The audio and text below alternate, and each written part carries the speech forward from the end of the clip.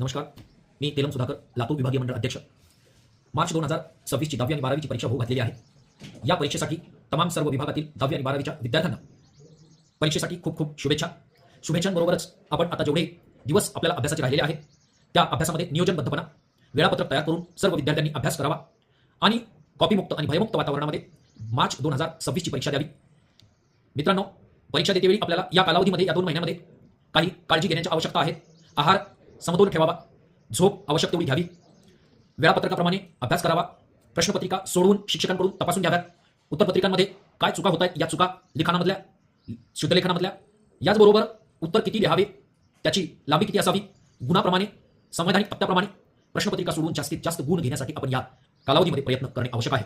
तणाव न घेता तणावमुक्त वातावरणामध्ये अभ्यास करून परीक्षेची पूर्ण तयारी करणं हे अत्यंत आवश्यक आहे. पुन्हा एकदा सर्व विद्यार्थ्यांना, पालकांना, शिक्षकांना खूप खूप शुभेच्छा. Best luck. Wish you